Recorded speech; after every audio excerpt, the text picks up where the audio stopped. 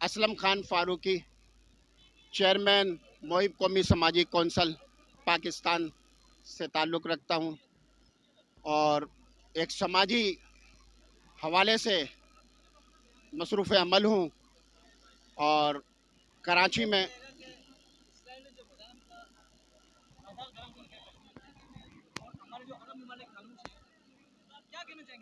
میں تو عرب ممالک کو کہہ رہا ہوں کہ اپنی آنکھیں کھول لیں، عرب ممالک اپنی آنکھیں کھول لیں، ورنہ وہ بھی نہیں بچیں گے۔ یہ اسرائیل کا ناجائز وجود یہ کسی بھی مسلم ممالک کو نہیں چھوڑے گا، یہ سب لپیٹ میں آئیں گے ایک ایک کر کے۔ تو میں کہتا ہوں کہ یہ اپنی آنکھیں کھول لیں، ورنہ پھر ان کا حشر بھی وہی حشر ہوگا جو آج مقبوضہ کشمیر میں مظلوم مسلمانوں کے ساتھ ہو رہا ہے۔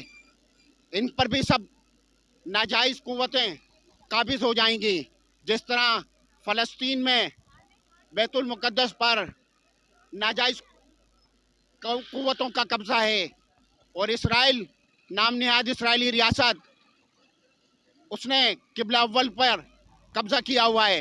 میں کہتا ہوں مسلمانوں کو چاہیے کہ وہ سب متحد و منظم ہوں، سر جوڑ کے بیٹھیں، اور یہ وقت ہے 70 سال ہو گیا، کوئی کم نہیں ہے، 70 سال ہو گیا اقوام متحدہ کے پر نظریں جما کے بیٹھے ہو۔ اقوام متحدہ نے 70 سالوں میں کیا کر لیا؟ نہ مسئلہ فلسطین حل کر سکی، اور نہ ہی مقبوضہ کشمیر کا مسئلہ حل کر پایا۔ تو میں کہتا ہوں کہ مسئلہ فلسطین کا حل ہو یا مسئلہ کشمیر کا حل ہو، یہ حل تبھی حل ہو سکتا ہے جس کے لیے ایک جہاد فی سبیل اللہ کی حکمت عملی انجام دی جائے۔ سر، آپ وزیر اعظم عمران خان کو کچھ پیغام دینا چاہیں گے اس بارے میں؟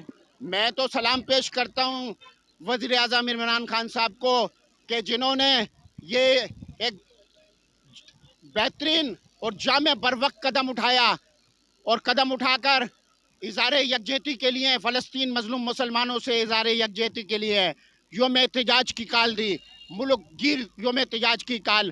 تو میں عمران خان وزیر اعظم کو یا دوسرے ترکی کے صدر ہوں طیب اردگان صاحب کو، ان کو میں سلام پیش کرتا ہوں جو ہر اول دستے کا کردار ادا کر رہے ہیں، مسلم حکمرانوں کو اکٹھا کر رہے ہیں اور جمع کر رہے ہیں۔ OIC کا بھی رول جو ہوا وہ رول نہیں ہوا جو ہونا چاہیے تھا۔ OIC نے ایک مذمت قرارداد پیش کری، OIC کی مذمتی قرارداد سے کوئی فرق نہیں پڑے گا، مذمتی قرارداد سے بڑھ کر آگے نکل کر بڑھنا چاہیے۔ مذمتوں سے مسائل حل نہیں ہوں گے، اس کے لیے ہمیں بھرپور حکمت عملی جامع حکمت عملی مسلم حکمرانوں کو اپنانا ہوگی۔